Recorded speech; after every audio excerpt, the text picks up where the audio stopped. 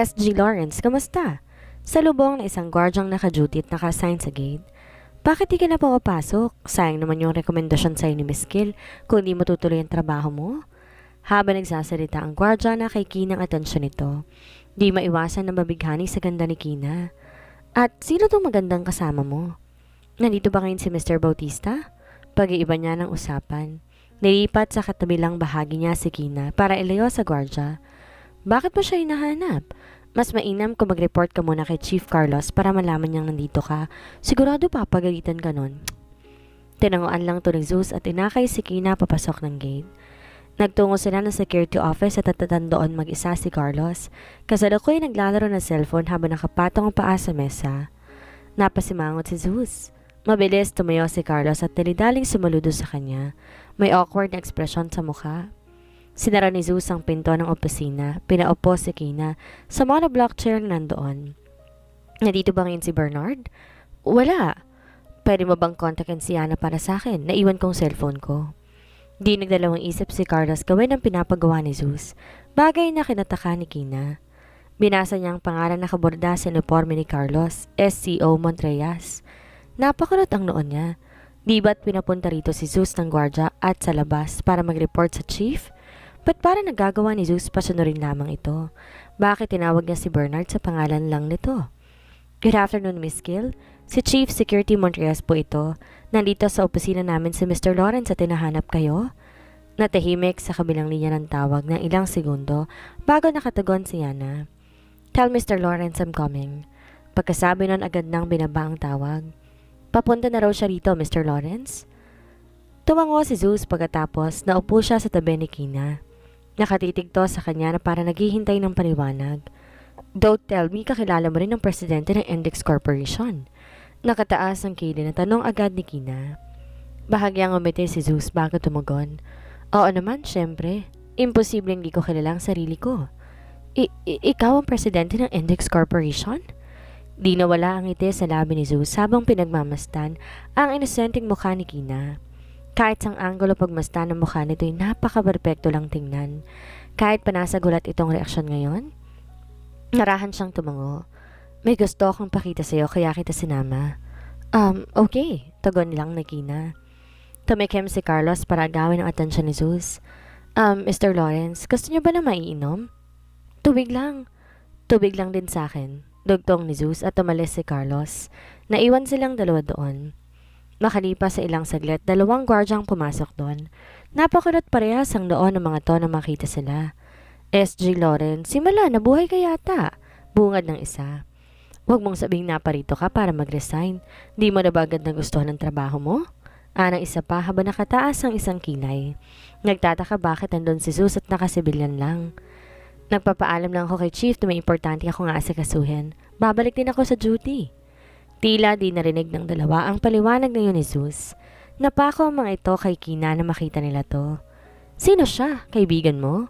Bangklase talagang karisma mo ha? Lapitin ka ng magaganda. Pati si Miss Gill nagawa ka pang tulungan mag-apply dito. Natatawang tugon nito. Lumapit ang isang gwardya sa kinaupuan nila. Inalokan ng pakikipagkamay si Kina.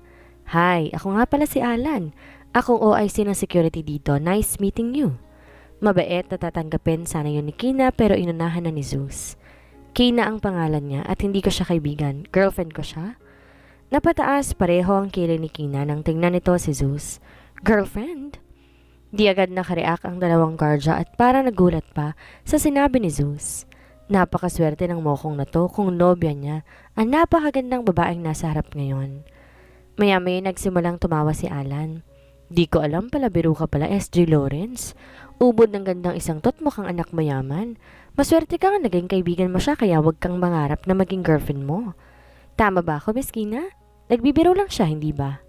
Muli, inalok ni Alan ang pakikipagkamay si Kina pero ngayon nagdadalawang isip itong tanggapin yon. I am actually his girlfriend. Parehas nalaglag ang panga ng dalawang guardia. Di makapaniwalang nakabingwit nga si Zeus na isang napakagandang dilag.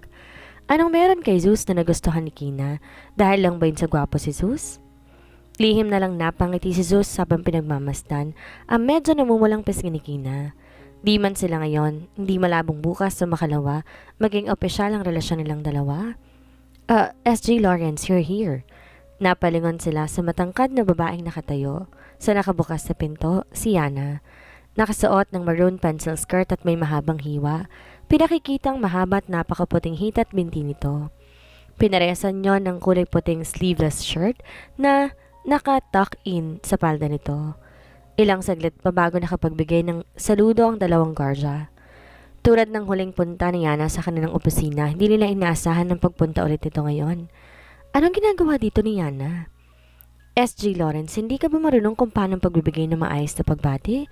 Executive manager nasa harap mo. Bulyaw ni Alan. Sinamaan to ng tingin ni Yana. You two, bakit nandito kayo? Di ba't oras ang duty ninyo? Nagulat ang dalawang guardia. Sila tong maayos na nagbigay ng pagbati. Sila pa tong papagalitan? Break time po namin, Miss Gill. Pagrarason ni Alan. Well, both of you got lost. Sa kantin kayo mag-break time. We have something important to discuss. Di mo unawaan ng dalawa ang dahilan. Bakit mo lang sila pa pinapagalitan imbes na si Zeus? Hindi kaya paborito to niya na kaya't ganito na lang kung maging mabait siya rito? Di na kailangan. Sa taas na lang tayo mag-usap. Si Zeus. Of course. Magalang na tumango si Yana. Kalmado ng boses. Umalis ang tatlo na iwan ang dalawang gwardya tulala. Di makapaniwalang para nagbago ang tono ng pananalita ni Yana na para bang ginagalang si Zeus. Bumalik si Carlos, may dalawang bote ng mineral water. Ano nangyari sa inyong dalawa? Umalis na ba sina SG Lawrence?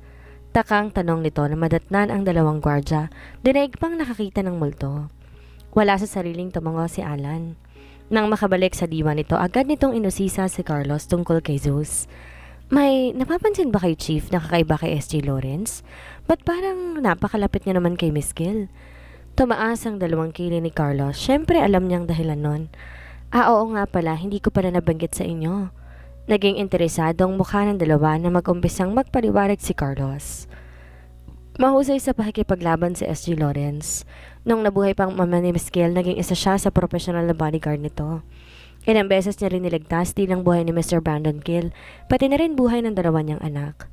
Naupo si Carlos, kinuha ng cellphone. Kaya gano'n na lang niya nilarespeto si Miss Gill. Napaawang ang bibig ni Alan at kinuwento ni Carlos. Kompletong di makapaniwala sa kanilang narinig. Paanong tulad ni Zeus na mukhang napakabata pa, isa ng professional na bodyguard noon? Samantala, lihim natawa si Carlos sa sarili. Kahit paano nagawa niyang ayusin ang ginawang palusot ni Zeus sa kanya noon. Nagtungo si na Zeus sa katapat na palapag. Sa pangunguna ni Yana, diretso silang nagtungo sa kinaroroonan ng pulang sports car. Are you sure, Mr. Lawrence? Siguradong pagkakaguluhan ng mga tao kapag ginala mong sasakyan na yan. Ayos lang, gusto ko rin masubukan ng coaching to habang kasamang babaeng espesyal sa akin. Di malaman ni Kina anong dapat maging reaksyon ng puntong yon. Dapat pa siyang matuwa, kiligin? Nakatitig lang siya ng gusto kay Zeus. Kabaliktaran naman na naging reaksyon ni Yana. Kanina nang marinig niyang mismo ni Kina na girlfriend to ni Zeus, nakaramdam siya ng selos. Ngayong si Zeus mismo nagsabi para dito'y mas tumindi pa yon. Pero sino nga ba siya para magselos? Isa lang siyang executive manager ng kumpanya, kaya't wala siyang karapatang mag-isip ng kung ano-ano tungkol sa kanilang presidente. Kung may nobya na nga si Zeus, wala na siyang magagawa pa kundi ang pangarapin na lang to.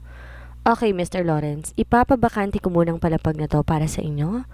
Pagkasabi noon, lumapit si Yana sa mga sales personnel para atusan ng mga tong alisin ng customers doon at isara ang buong showroom. Nagtataka man sa munod din ng mga sales personnel. Anong meron? Ba't maaga magsasayang showroom? Takang tanong na isang personal. Nagkibit balikat si Miss Xavier. Ang personal na nakagalit noon ni Kenzie. Napadakang tingin nito sa direksyon ni Zeus. Namilog ang mga mata nito na makita si Zeus malapit sa sports car. I think, alam ko na kung bakit. Tila nagagalak na saan nito. Pagkatapos mabakante na ikaapat na palapag ay tayong sila na lamang ang natira doon. Mabilis nagsilapitan ng mga sales personnel kina Zeus. Mr. Lawrence, salamat po ulit sa ginawa ninyong pagtatanggol sa amin. You're welcome, pero sana'y maging sekreto lamang to. Mabilis tumango ang apat na personnel. Nakita nila si Kina sa tabi ni Zeus. Is she your girlfriend, Mr. Lawrence? O sisa na isang personnel. She's so pretty. Bagay na bagay po kayo sa isa't isa. Agad nasambit naman ang isa pa. Hindi hinayaang makatugon man lamang si Zeus. Napakamot na lamang sa batok si Zeus nang pigilan niya ito at balingan ng tingin si Kina. Binigyan niya ito ng awkward na ngiti. Pagpasensyahan mo na sila. Ngumiti lang si Kina pagkatapos pinakilala ang sarili sa mga ito. Hi, my name is Kina Alanis. Kinagagala kong makilala kayo. Ngumiti lang ang apat na sales personnel kina Kina. Walang nangahas sa tanggapin ang inaalok nitong pakikipagkamay sa kanila. Nobya ito ni Zeus, ang may-ari ng pinakamahal na sasakyan sa buong mundo. Di nila basta-basta na lang hahawakan ang mahiwagang kamay ng nobya nito. Masaya ako makilala ka, Miss Alanis. Si Yanan tumanggap ng pakikipagkamay ni Kina. My name is Yana Kill, Executive Manager of this branch. Di mahigpit pero naramdaman ni Kina ang bahagyang pagkariin ng pagkakahawak ni Yana sa kanyang kamay. Gayon pa man malugod niya tong initian. Welcome, Mr. Lawrence. What is the location of your destination? Sabay-sabay silang napalingon sa sasakyan matapos yun paganahin ni Zeus. Sumilip sila sa loob at nakita ang high-tech hologram sa kanyang harapan. Maging si Kina ay namangha sa nakikita nito. Nabalitaan ni Kina ang tungkol sa kotseng to sa kumakalat na litrato. Pero dahil sa hindi naman siya interesado sa ganong usapin, binaliwala niya na lamang yon. Di niya akalain si Zeus pa lang nasa likod ng usapin yon. Bumaba si Zeus upang pagbuksan. Nang pinto si Kina sa passenger seat, kinikilig naman ang apat na sales personnel habang ginagawa ni Zeus. Napakaswerte niya. Bulong ng isang personnel habang kumikinang na nakasunod ang tingin kay Kina. Sinabi mo pa, napakabait na nga ni Mr. Lawrence, napakamapagpakong baba pa eh. Sang-ayon ni Miss Xavier. Para silang pinagtagpo ng langit. Just take a look at how beautiful she is. Parang gusto ko tuloy maging lalaki. Pabirong bulong din ng isa. Napailing-iling na lamang si Yana habang nakikinig sa mga to pero kahit papaano, sang-ayon siyang bagay nga si Zeus at Kina sa isa't isa. Aminado rin siya na kahit alam niyang maganda siya, di pa rin yon maikukumpara sa gandang taglay ni Kina. Pinaugong ni Zeus ang engine at dumiilim ang buong showroom. Sinabayan niyo na nagagalak na palakpakan ng mga personnel. Inutusan ni Yana si Miss Xavier na buksan ang elevator na para sa mga sasakyan. Handa ka na ba? Nakangiting tanong ni Zeus kay Kina. Saglit pinagmasdan ni Kina ang mukha ni Zeus sa kamarahang tumangutango. Di man siya sigurado kung saan siya dadalhin ni Zeus ay naramdaman niyang magugustuhan niya iyon. Dalhin mo kami sa The Lawrence Hidden Garden. Ilang saglit ang lumipas bago tumugon ang boses ng babaeng nakaprogram sa kotse. Heading to the Lawrence Hidden Garden. Napakarap-karap na mata si Kina dahil sa pagkamangha na napaka-high-tech na kotseng iyon. Kahit si Zeus tuwang-tuwa rin matapos malaman na pwede niyang utusan ng kotseng yon kung saan man niya naising pumunta. Dahil nagtanong na rin naman to, bakit di niya pa subukang sagutin yon, hindi ba? Pareha silang nagulat na magsimulang magmanehong kotse na mag-isa patungong elevator. Laman ng balita ngayon tungkol sa sakit na limited edition ng modelo ng index cars hindi lang sa Pilipinas, kundi maging sa buong mundo. Maparadyo man o telebisyon kahit social media, yon ang mainit na usapin. Mas mainit pa yon kumpara sa kumalat na litrato noon. May iba't ibang kuha ng litrato at video sa kulay palang sports car sa iba't ibang highway. Lahat yon nakapost sa social media ng mga taong maswerteng nadaanan ni Zeus. Panay-scroll si Kina sa kanyang cellphone, yun lang halos ang nakikita niya. Meron pang isang nakasakay ng bus at nirecord pa nito ang kanilang kotse habang umaandar yon. Meron ding nakatayo lang habang mismong nakatutok yon sa kanila nung minsang huminto ang kotse dahil sa traffic. Zinom ni Kina ang isang litrato at sinubukan kung makikilala ba sila sa pamamagitan noon. Pero tayong kadiliman lang nakikita sa salamin ng kotse. Yon ang kanina pa nitong ipinagtataka dahil mula sa loob napakalinaw ng tanawin sa labas. Sa unang tingin aakalaing walang nakapagitang salamin sa bintanang yon. Your car is really amazing, puri ni Kina. Di nila tayo makita mula sa labas pero kitang-kita natin sila mula rito sa loob. Natatawang dagdag pa nito. Nagustuhan mo bang coaching to? Di ako mahilig sa mga sasakyan but I guess yes. Saglit nag-angat ng tingin si Kina sa kanya at saka muling binalik sa cellphone ng atensyon. Your car is making everyone crazy on the internet? Pabulong pang dugtong nito. Tumingin si Zeus sa hologram. Sino ba namang hindi mababaliw sa sasakyang to? Kahit siyang nasa posisyon nila talagang papangarapin niya ring makita to ng malapitan, makakuha man lamang ng litrato. Kahit sa pangdisenyo nito, iba pa rin ang pakiramdam ng totoong kotseng nasa harapan. Tumanaw siya sa labas, nakita ang pamilyar na tanawin ng mga puno. Malapit na tayo. Sakalang ibinaba ni Kina ang cellphone nito. Tumingin dito sa labas, napataas na lamang kilay na makitang napakaraming puno na kanilang dinaraanan. Di pa narinig ni Kina ang tungkol sa The Lawrence Hidden Garden. Napaka-sarkasiko naman kung talagang nakatago yon, hindi ba? Bakit nakarehistro iyon sa mapa ng sasakyan ni Zeus kung ganun? Habang lumalalim sila sa tila kagubatang iyon, paunti ng paunti ang puno hanggang sa napalitan niyo na nagtataas ang magkabilang pader. Nahiwagaan si Kina kung anong klase ng lugar iyon. Isa kaya yung tourist spot na pagmamayari ng pamilya ni Zeus? Narating nila ang gate sa gulo ng mga pader. Kung iisipin sa unang tingin, para bang patungo yon sa isang kaharian o kastilyo. Sa wakas, bumungad sa kanila ang malaparaiso sa gandang lugar. Ilang nagtataas ang puno na sa maayos na hilera na siyang unang bumati sa pagdating nila. Sa paligid mga halamang may nagagandahang bulaklak. Tahimik lang si Kina habang nakamasid sa mga yon. May bahagya lang tungiti sa labi nito. Nagpakawala ng banay na buntong hininga si Zeus. Masaya siya na makitang nagustuhan ni Kina ang lugar na yon.